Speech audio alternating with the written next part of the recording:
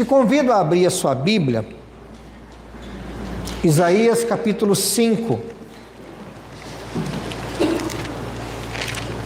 E quero que você deixe aberto em Isaías capítulo 5. Nós vamos passear por esse capítulo.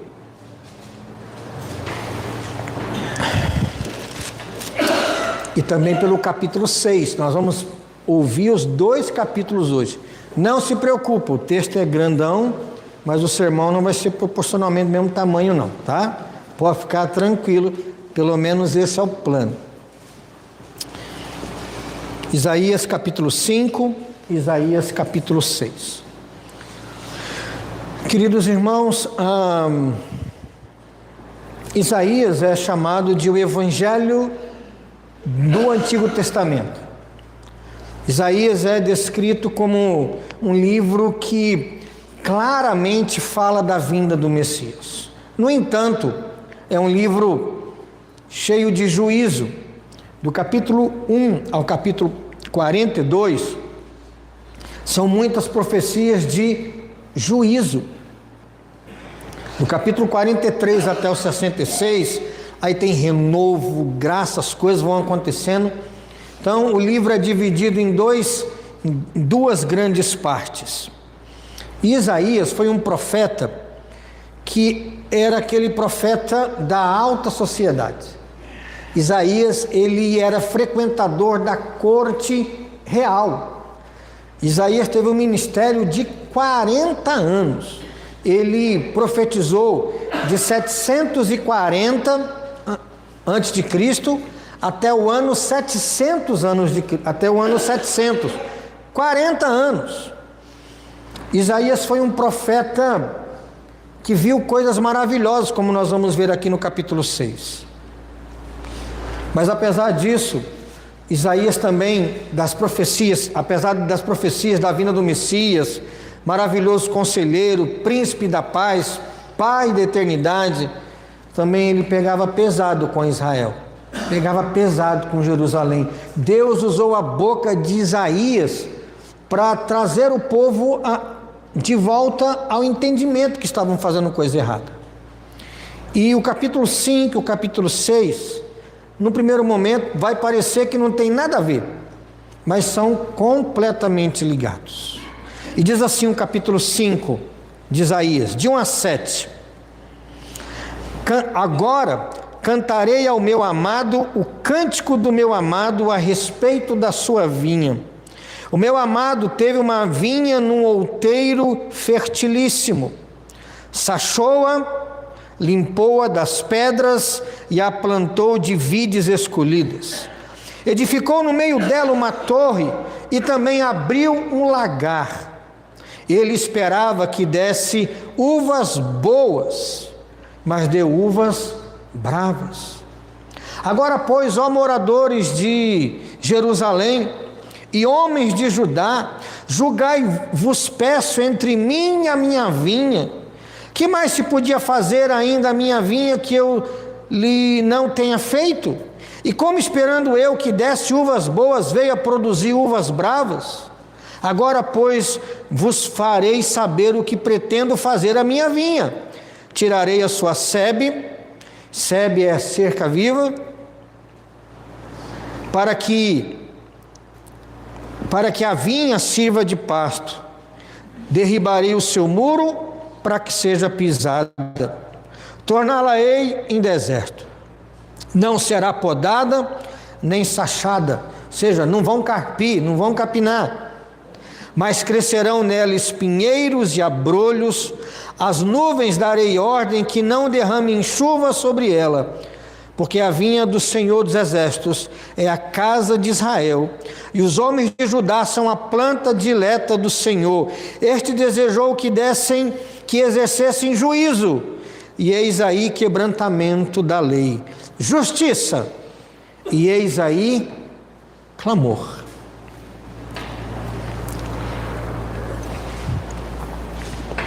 A parábola da vinha má, ela vai dizer, é um cântico do meu amado ao meu amado, porque o meu amado teve um outeiro, uma vinha fertilíssima. Alguns vão dizer que é um cântico de Deus Pai para Deus Filho. E o fato é que a parábola diz que o amado aqui, ele plantou uma vinha, e ele plantou a vinha com as melhores mudas que tinha. Ele tirou as pedras para que a vinha tivesse terra fofa, ele fez uma vala em volta da vinha, para que insetos não passassem para dentro da vinha, para parasitas. Tirou as pedras, sachou, capinou, fez uma cerca viva, uma sebe. Ele fez uma torre, porque na antiguidade, quando alguém queria destruir o seu inimigo, a primeira coisa que fazia era cortar o pé das plantações, né? Imagine uma vinha desprotegida e o inimigo querendo cortar logo lá perto das raízes. O prejuízo era grande. Então uma torre de vigia, para ficar vigiando, para o inimigo não podar as vinhas no lugar errado. Ele fez tudo. No final, quando ele foi colher as uvas, versículo de número 2, em vez de darem uvas boas, deu uvas bravas. Uvas bravas aqui é beochem, significa fedidas. Você já pegou uma fruta podre que você nem precisa comer, o cheiro dela já te dá náusea? Ele diz que quando ele voltou para colher as uvas, elas tinham, o cheiro já era ruim, fedorento, imagina o gosto. E ele ficou indignado com a sua vinha. E ele vai dizer então: olha, o que eu vou fazer? Julguem entre mim e a minha vinha. Está aí, versículo 5 vai dizer: agora vos farei saber o que pretendo fazer à minha vinha. Eu vou tirar a cerca da vinha, eu vou tirar aqui tirando a cerca, para que a vinha sirva de pasto. O animal quiser entrar e comer, fica à vontade. Eu vou derribar o seu muro para que ela seja pisada. Eu vou deixar esse lugar deserto. Não vai ser podada no jeito certo, não vai ser capinada. Vão crescer nelas abrolhos e espinhos, e eu vou dar ordem para que não chova do céu, porque essa vinha aí precisa ser destruída. Versículo 7, porque a vinha do Senhor, olha que texto, porque a vinha do Senhor dos exércitos é o quem? É a casa de Israel, e os homens de Judá são a planta dileta do Senhor. Este desejou que exercessem juízo. Deus queria que o povo tivesse juízo. No entanto, o que o povo fazia? Quebrava a lei, quebrantamento da lei. Ele esperava que tivesse justiça ali, mas havia clamor de quem era injustiçado. Queridos irmãos, se a vinha é o povo de Deus, é Jerusalém, se a vinha é a casa de Israel, é o povo de Judá, como é que essa parábola se encaixa no povo de Israel? Deus tirou o povo do Egito e levou para uma terra que mana leite e mel. Tinha pedras lá, nações que adoravam falsos deuses, que poderiam fazer os homens e as mulheres de Israel caírem. Pois bem, Deus matou aqueles povos, Jebuseus, Girgazeus e um monte de Zeus lá. Deus cercou esse povo com uma cerca viva, a própria palavra de Deus, a lei de Moisés, para protegê-los, para que não entrasse nada de mal. Deus guardou esse povo. No entanto, com o passar dos anos, preferiram um rei humano do que Deus como rei. No passar dos anos, eles começaram a adorar falsos deuses, parar de adorar no templo, iam adorar nos montes. Com o tempo, eles estavam adorando Baal, a deus Astarote, adorando Moloque e tantos outros deuses. e o povo em constante pecado contra Deus. Pois bem, irmãos, percebem quem é a vinha? Em que momento essa vinha se desviou e Deus olhou para o povo esperando adoração, em espírito e em verdade, esperando culto, esperando sacrifícios feitos de coração. Mas não era incomum o povo levar animal que não era perfeito, uma orelha murcha aqui, uma pata manca ali, e eles não adoravam a Deus como deveriam. Essa vinha tinha tudo para produzir uvas boas, mas produziu uvas fedorentas. Que uvas bravas são essas? Olha o versículo 8. A partir do versículo 8, Isaías vai falar, como boca de Deus, pelo menos 6 palavras de destruição, de derrota e de quebrantamento contra o povo. E cada ai desse descreve um pecado dessa nação. Por que que Deus ia destruir a vinha? Por que que Deus ia trazer a Babilônia, os caldeus, para destruir Jerusalém e a cidade de Judá? É por causa dos frutos bravos, das uvas bravas. E quais eram esses frutos ruins? Olha o que diz aí, pelo menos 6 frutos ruins, versículo 8 a 10. Ai dos que ajuntam casa a casa, reúnem campo a campo, até que não haja mais lugar, e ficam como únicos moradores no meio da terra. A meus ouvidos, disse o Senhor dos Exércitos, em verdade, muitas casas ficarão desertas, até as grandes e belas sem moradores, e 10 geiras de vinha não darão mais do que um bato, e o homer cheio de semente não dará mais do que um efa. Primeiro pecado desse povo, materialismo, ajuntando casa, ajuntando terreno, sendo moradores da terra. Haviam grandes tensões em Israel, que Deus tinha dividido para essa família, e no ano do jubileu, aquela terra volta para a família, lembram disso? No ano do jubileu, a terra tinha que voltar para as famílias. A cada 7 anos, aqueles endividados eram perdoados. No ano do jubileu, dívidas gigantes dos pobres eram perdoados, para que as suas famílias tivessem sempre terra. Mas o tempo foi passando e isso foi esquecido. E Deus fala que quando a Babilônia vir contra esse povo, e olha que a Babilônia vai chegar aqui, sabe quando? No ano 601. E aqui é o ano 740, falta 140 anos para a Babilônia destruir Jerusalém, mas a profecia já está aqui. E o versículo 10 vai dizer que, versículo 9 e 10, essas casas, essas mansões grandes vão ficar sem moradores, porque vai todo mundo para o cativeiro. E digo mais, a terra não vai ser produtiva. Só para você ter uma ideia, no versículo 10, um homer cheio de semente, 100 quilos de semente, não dará mais do que uma colheita de um efa, 10 quilos de semente. Compensa, Guilherme, plantar 100 quilos de semente e na hora da colheita pegar só 10 quilos? Deus ia destruir a vida econômica dessa nação. Por quê? Materialismo. Queriam tanto que Deus ia destruir. Olha o segundo ai, versículo 11.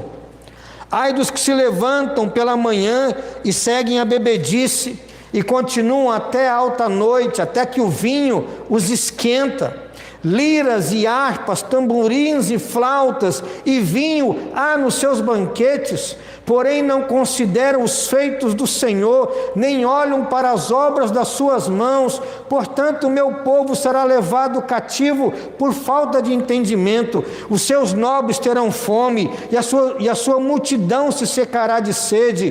Por isso, a cova aumentou o seu apetite, abriu a sua boca desmensuradamente, para lá dessa glória de Jerusalém, e o seu tumulto, o seu ruído, em quem nesse meio folgava. trava, então a gente se abate, e o homem se avilta, e os olhos dos altivos são humilhados, mas o Senhor dos exércitos é exaltado em juízo, e Deus, o Santo, é santificado em justiça. Então os cordeiros pastarão lá, como se no seu pasto, e os nômades se nutrirão dos campos dos ricos, lá abandonados.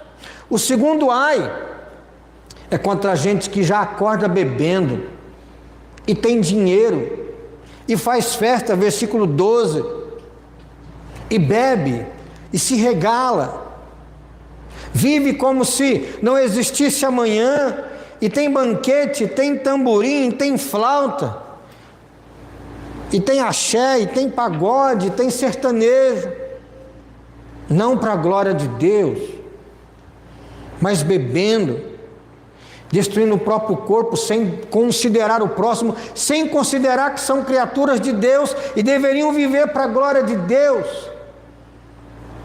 Esses dias eu saindo aqui a Mambai, 8 horas da manhã, não vou falar qual rua, 8 horas da manhã na segunda, o bar estava cheio. Devem ter passado da noite, não é possível for tomar café da manhã lá. Materialismo, bebedeira, e Deus diz aqui que vai chegar um tempo em que eles serão humilhados, serão destruídos, e a terra deles, os animais, olha o versículo 17, os cordeiros pastarão lá como se no seu pasto, os nômades se nutrirão dos campos dos ricos lá abandonados. Esse povo que festeja e que bebe e que se embriaga e que faz as coisas todas erradas, eu vou tirá-los dali, e a terra vai ficar para os animais e para os nômades. Os nômades vão passar aqui, vai estar tudo vazio de gente, e os frutos que sobrarem, eles vão comer. Primeiro ai contra o materialismo, segundo ai contra a bebedeira. Esses dois pecados tem no Brasil? Tem no nosso estado? Tem nas nossas cidades? Tem no mundo? O terceiro ai, o terceiro fruto ruim aqui, versículo 18, ai dos que puxam para si a iniquidade com cordas de injustiça, e o pecado como com tirantes de carro, e dizem, aliás, deixa eu ler o 18 novamente, olha só, ai dos que puxam para si iniquidade com cordas de injustiça, e o pecado como com tirantes de carro. Ele está falando assim, eles têm tanto pecado, tanta injustiça, que eles não conseguem mais carregar, eles carregam os pecados em carroças, porque não dá para carregar nas costas, de tão pecaminosos que são. Versículo 19, e dizem, aí vão desafiar a Deus, apreste-te Deus, leve a cabo a sua obra, para que a vejamos, aproxime-se, manifeste-se o conselho do Santo de Israel, para que conheçamos. Esse pecado aqui do 18 e 19 é de gente que comete pecado, tem tanto pecado que tem que levar num caminhão, e diz para Deus assim, Deus, o senhor não está vendo? O senhor não vai fazer nada não? O senhor não é justo? Cadê? Como se Deus não existisse, ou como se Deus fosse fraco. Versículo 20, quarto ai, ai dos que ao mal chamam bem, e ao bem mal, que fazem da escuridade luz e da luz escuridade, põem o amargo por doce, o doce por amargo. Inversão de valores. Vivemos numa época que para muitos adultérios e mais adultérios é virtude. Vivemos numa época em que dá um jeitinho e dá um calote no outro, e eu me sair bem, tirar com lucro aqui acima do esperado, levando prejuízo por outro, isso é uma coisa boa, sou mais esperto que o outro. Vivemos numa época em que o povo chama o amargo de doce, o pecado, e chama a vida religiosa, a vida com Deus, de amargo.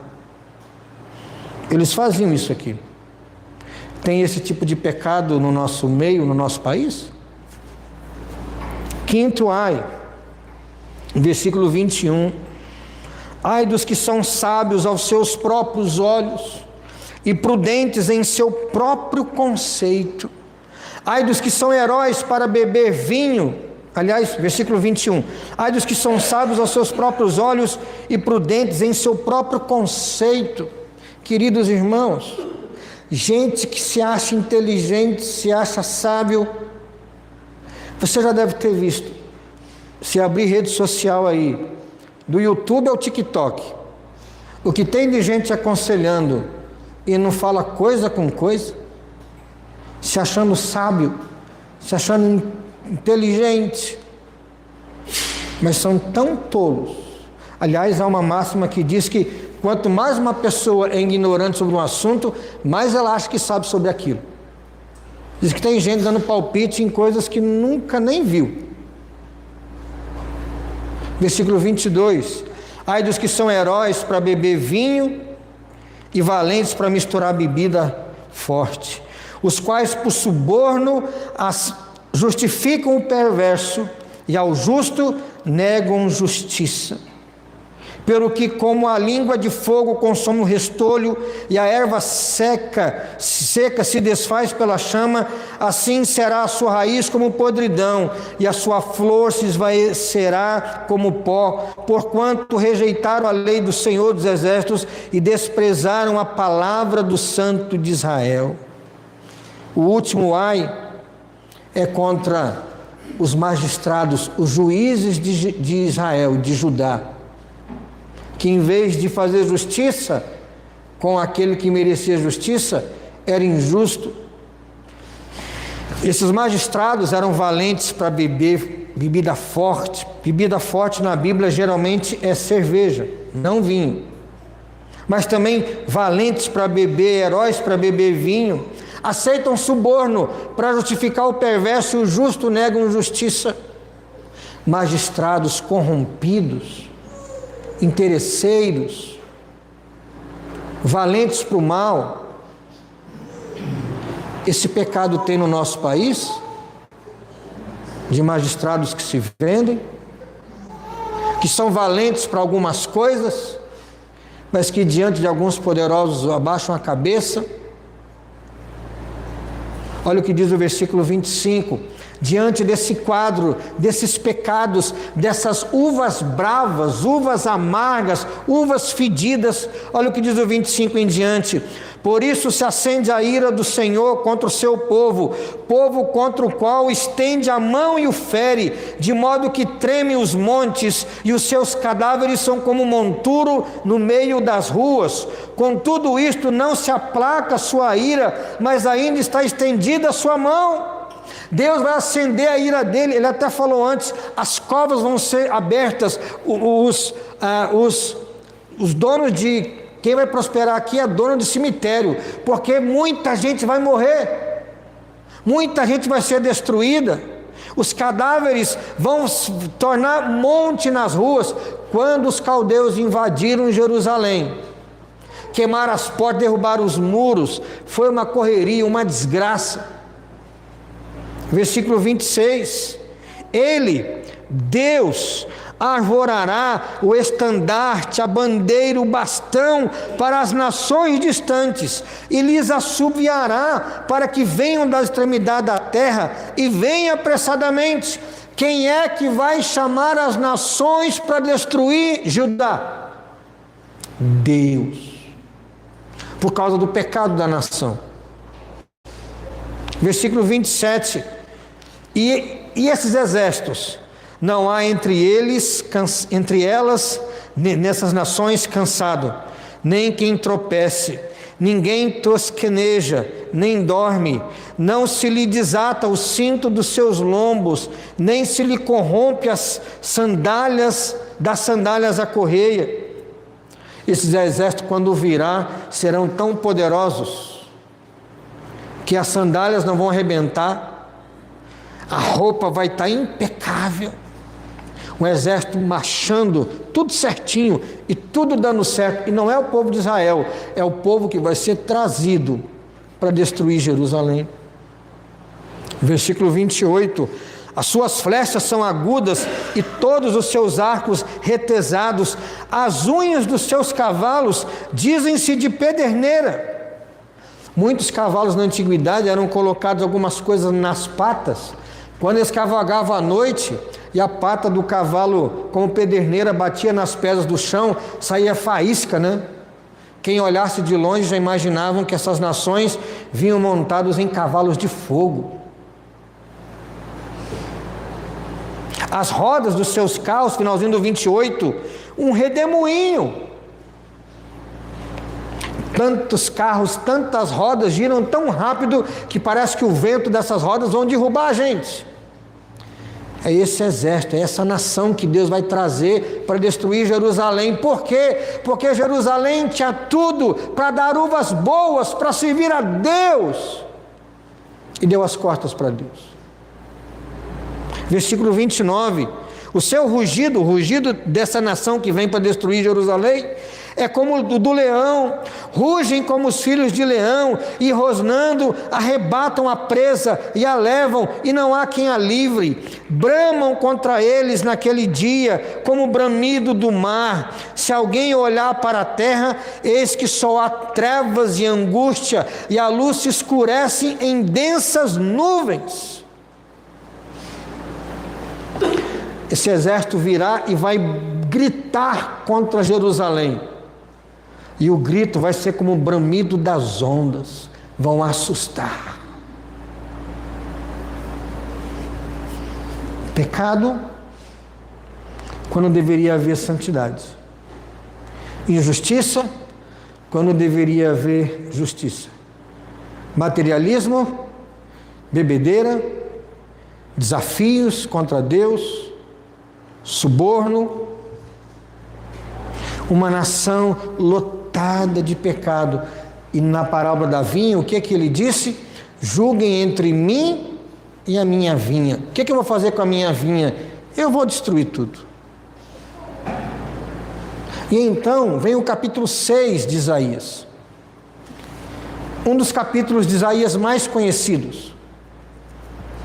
E o capítulo 6 de Isaías começa assim: no ano da morte do rei Uzias, eu vi o Senhor assentado sobre um alto e sublime trono, e as abas de suas vestes enchiam o templo. Parece que não tem nada a ver com o capítulo anterior, né? O capítulo anterior é um capítulo de maldição. Há uma promessa de que Deus vai trazer uma nação para destruir Jerusalém. Os ricos e poderosos serão levados cativos, os homens, os pobres serão mortos, as crianças abandonadas, as cidades queimadas, o ouro do templo será levado embora. E de repente, no capítulo 6, começa assim: no ano da morte do rei Uzias. Uzias foi um rei que ficou em Israel, em Jerusalém, durante 52 anos. Ele era um rei sábio, temente a Deus no início. Ele fez açudes e a terra toda tinha irrigação. Sabe o que ele inventou? Catapulta para jogar pedra. O exército do rei Uzias era um exército maravilhoso. Ele tinha um exército tão poderoso que as nações em volta entraram em acordo com ele. E houve prosperidade. Mas olha que coisa terrível. Apesar da prosperidade financeira, como é que o povo estava? Longe de Deus. E no final da sua vida, o coração fica tão soberbo que ele entra no templo e vai queimar no altar incenso a Deus. E os sacerdotes falam assim: você, rei, não pode queimar incenso, só os sacerdotes. E ele fica bravo: não, eu sou o rei e eu vou queimar incenso aqui. E lá em 2 Crônicas 24 ou 22, diz que o coração dele se exaltou e Deus naquela hora botou uma praga nele, lepra. E Deus matou Uzias. E o texto do capítulo 6, então esse rei, 52 anos, ele morreu. A nação está cheia de pecado. Onde é que Isaías vai, gente? Isaías vai para o templo. Porque se tem desgraça, se a vida está apertada, geralmente a gente corre para quem? Para Deus, e é isso mesmo. E lá ele vê o Senhor assentado sobre um alto e sublime trono, e as abas de suas vestes enchiam o templo. Talvez, se você ler só o capítulo 5, vai pensar assim: Deus não está no trono, né? Olha como é que as coisas estão dando errado. Nação cheia de pecado, todo mundo desobediente. Deus foi destronado, Deus foi tirado do trono. Mas o capítulo 6, a primeira visão, a grande visão de Isaías é: eu vi o Senhor assentado num alto e sublime trono. O mundo está capotando, irmãos. É guerra aqui, guerra ali, e drogas e bebida e tal. O mundo está caótico. Deus está no trono. Essa é a mensagem aqui. E as abas de suas vestes enchiam o templo. Ocupava todo o espaço.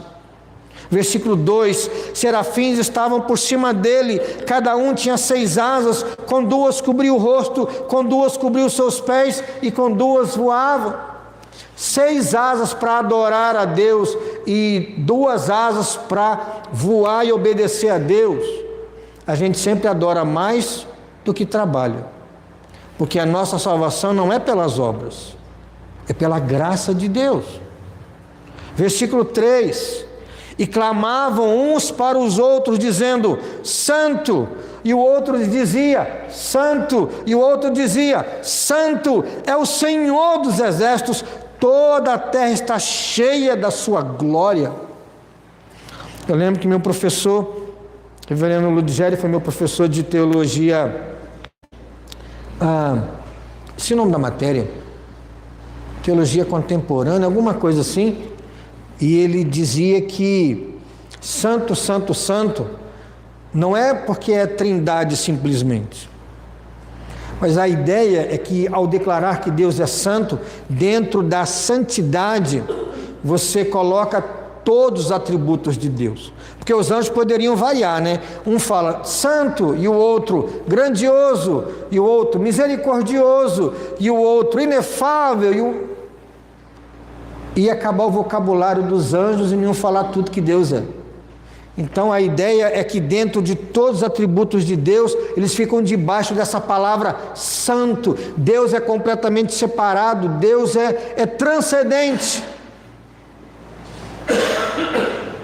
E versículo 4 vai dizer que as bases do limiar, o templo se moveu, as bases se moveram à voz do que clamava, e a casa se encheu de fumaça. A glória de Deus causou terremoto. Então disse eu, versículo 5: ai de mim.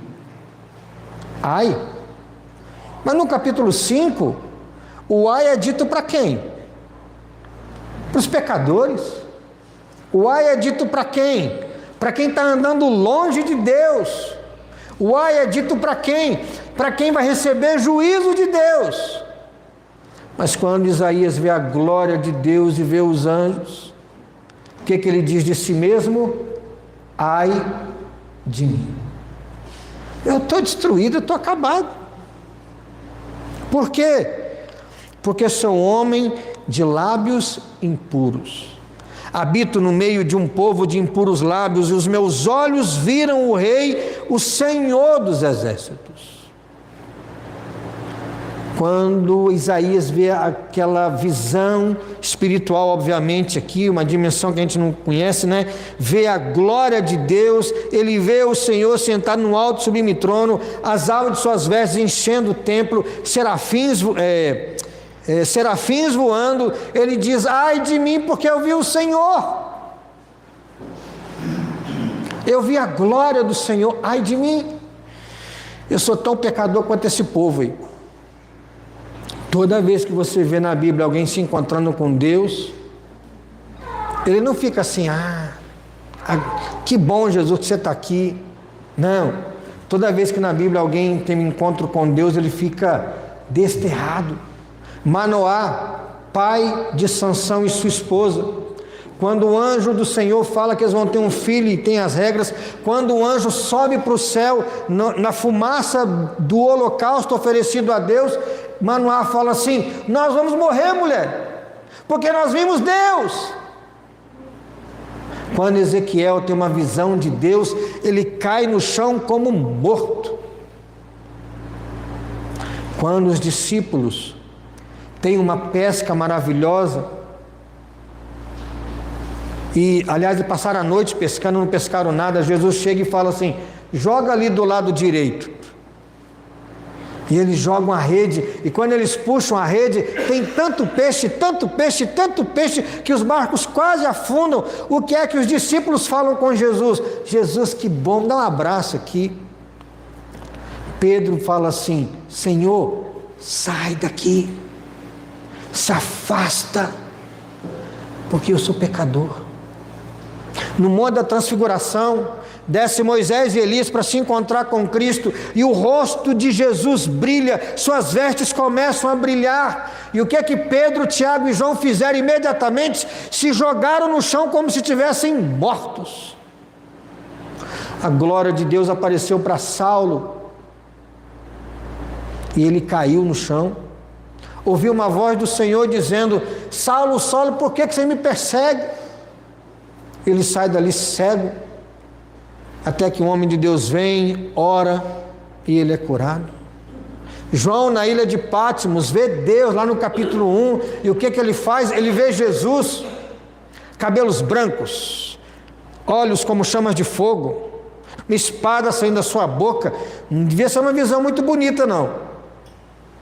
Uma visão de Cristo poderoso, pronto para a guerra. O que João faz? Abraça Jesus.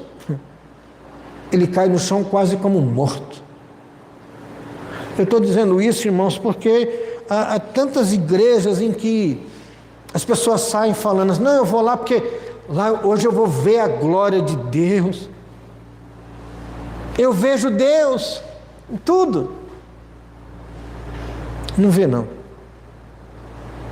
Porque grandes homens, e todos eles que viram a glória de Deus, caíram no chão.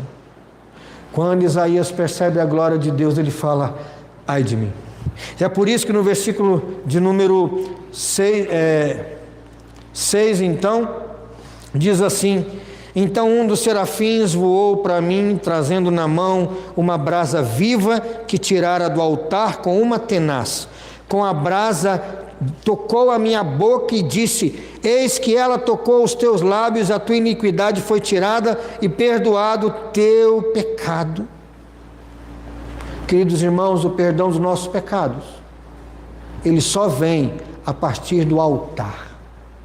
E muitos estudiosos acham que o altar aqui, que esse anjo pega ali, o altar de incenso, você sabe, ficava incenso queimando para ter fumaça ali no Santo dos Santos. E o anjo, com uma tenaz, pega uma brasa viva, põe na boca de Isaías. Você acha que doeu? É claro que doeu. Tirar o nosso pecado doeu muito para Jesus. Para que você fosse perdoado, Jesus teve que ser condenado. Aliás, deixa eu falar uma coisa para você. O perdão de Deus para nós, ele não é de graça, no sentido de que não custa nada, custa muito para Deus, é de graça para mim, mas para perdoar você e a mim, porque nenhum pecado fica sem castigo, tá? Quando Deus me perdoa o pecado, quer dizer que Ele apaga. Não. Deus não faz isso com o pecado. O meu pecado, para ser perdoado, ele teve que ser cobrado em Jesus. E os pecados que a gente ainda vai cometer, irmãos, infelizmente, todos também já foram pagos pelo Senhor Jesus. O altar traz dor, mas o maior altar e o grande ápice do altar para nos salvar é exatamente a cruz do Calvário. E ele vai dizer então: a tua iniquidade foi tirada, versículo 7, e perdoado o teu pecado. Versículo 8, depois disto ouvi a voz do Senhor que dizia: a quem enviarei? E quem há de ir por nós? Você já ouviu pregação nesse texto? Geralmente os pregadores dizem como foi a resposta de Isaías. Geralmente é assim: irmãos, vamos ser como Isaías, de falar o que para Deus? Eis-me aqui, envia-me a mim. Não é assim que todo mundo quase prega? Não é isso que está acontecendo aqui. A visão de Deus derrubou Isaías. Sua boca está queimando, cheia de dor. A profecia que ele acabara de registrar é uma profecia de morte no capítulo 5. E ele então ouve Deus falando dentro da Trindade: a quem enviaremos? Quem há de por nós? E talvez Isaías respondesse, sabe como? Eis-me aqui, envia-me a mim.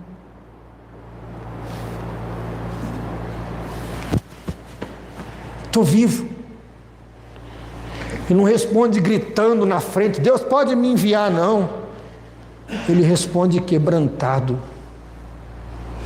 Ele responde com a boca no pó. Queridos irmãos, homens e mulheres que Deus usa são aqueles que não se acham os melhores, nem os grandes, mas que reconhece que precisa é da bênção e da glória de Deus. Isaías fala: eis-me aqui, Senhor, envia-me a mim. Isaías está no lugar certo para Deus usá-lo. Versículo 9: então disse ele: vai e diz a este povo: ouvi, ouvi, e não entendais, vede, vede, mas não percebais. Torna insensível o coração deste povo, endurece-lhes os ouvidos e fecha-lhes os olhos, para que não venha ele a ver com os olhos e ouvir com os ouvidos e a entender com o coração e se converta e seja salvo. Deus está falando assim: Isaías, a profecia do capítulo 5, ela vai se cumprir. Eu vou destruir esse povo, mas você vai pregar para esse povo. Só que ninguém vai te ouvir, ninguém vai te obedecer, mas você vai pregar para esse povo, porque eu não quero que eles se convertam. Por quê? O texto continua, versículo 11: então disse eu. Aí Isaías já deve ter perguntado assim, um pouquinho mais animado, que não morreu antes, né? Até quando, Senhor? Até quando que eu vou pregar e o ministério não vai prosperar? Até quando que eu vou pregar e não vou poder gritar: sou o vencedor, sou o vencedor? E Deus responde para ele, versículo 11: até que sejam desoladas as cidades e fiquem sem habitantes, as casas fiquem sem moradores e a terra seja de todo assolada. Você vai pregar, Isaías, até chegar o meu juízo sobre esse povo. Isso tem a ver com a gente? Até quando a gente vai pregar o evangelho no mundo, irmãos? Até o último dia, até o dia do grande trono branco, até o dia do juízo de Deus, e não antes. Até lá. Mas então vai ser tudo desperdiçado. Versículo 12: e o Senhor afaste dela os homens, no meio da terra seja grande o desamparo. Então você vai pregar até o juízo chegar. Versículo 13: mas se ainda ficar a 10ª parte, tornará a ser destruída, como terebinte, como carvalho, dos quais, depois de derribados, ainda fica o toco, a santa semente é o seu toco. O capítulo não termina para baixo, tá? Como diz os moderninhos, down. O capítulo termina para cima. A última coisa que Deus fala para Isaías é: você vai pregar, Isaías, e eu vou matar esse povo. Mas olha, no final, e vou trazer de volta. Pode ser que venha 10%. Eu ainda vou dar uma peneirada nesses 10%. E vai ficar um toco. Vai ficar uma semente santa. Vai ficar, qual é aquela expressão? Do remanescente fiel. Quando o povo voltou da Babilônia, gente, era um povo tão menor. Era tão menos gente. Mas sabe o que essa santa semente, esse povo pequenininho guardado fez? Lembra de José e de Maria? Tementes a Deus?